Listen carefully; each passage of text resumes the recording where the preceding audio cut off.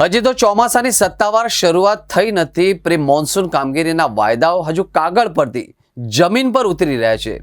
ત્યાં જ વડોદરાના રસ્તાઓ અત્યારથી જ બેસી ગયા છે. સંસ્કારી નગરી વડોદરા હવે સત્તાવાર રીતે ભુવા નગરી તરફ આગળ વધી રહ્યો એવા દ્રશ્યો ચોમેર જોવા મળી રહે છે. ઉનાળાની કાળઝાળ ગરમીમાં પણ શહેરના રાજમાર્ગો પર એક પછી એક ભુવા પડવાનો સિલસિલો શરૂ થતા નાગરિકો તંત્રની કામગીરી સામે ત્રાહિમામ પોકારી ઉઠ્યા છે. કારેલીબાગ વિસ્તાર અત્યારે ભુવાઓનું એપી સેન્ટર બન્યું હોય એમ લાગી રહ્યું છે. હજી હમણાં જ કારેલીબાગના જીવન ભારતી સ્કૂલ સામે પડેલા એક મસમોટા ભુવાને પૂરવાની કામગીરી પાલિકાએ પૂરી કરી હતી. આ કામગીરીની શાહી હજી સુકાઈ નથી. ત્યારે આજે સવારે કારેલીબાગ ચેપી રોગના દવાખાના પાસે એક બીજો ભુવો પડી ગયો.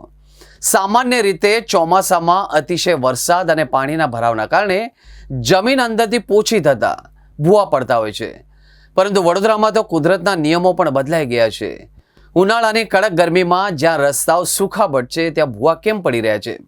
આ સવાલનો જવાબ સીધો છે કે હલકી ગુણવત્તાનું મટીરિયલ અને ડ્રેનેજ પાણીની લાઇનનું નબળું પ્લમ્બિંગ, ભૂગર્ભ લાઇનોમાં થતા લીકેજના કારણે અંદર જ અંદર માટી ધોવાતી રહે છે અને ઉપરથી સડકો ચકચકાટ દેખાવામાં આવે છે.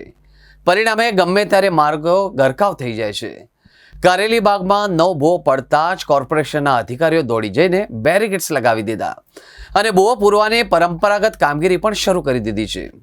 દર્શક મિત્રો, પરંતુ આ માત્ર થીંગડા મારવાથી નીતિ છે. વડોદરાના નાગરિકો હવે માત્ર ખાડા પૂરવા નથી માંગતા. તેઓ રોડ રસ્તાની ગુણવત્તાની કાયમી ગેરંટી અને ભ્રષ્ટ કોન્ટ્રાક્ટરો સામે કડક પગલાંની માંગ પણ કરી રહ્યા છે.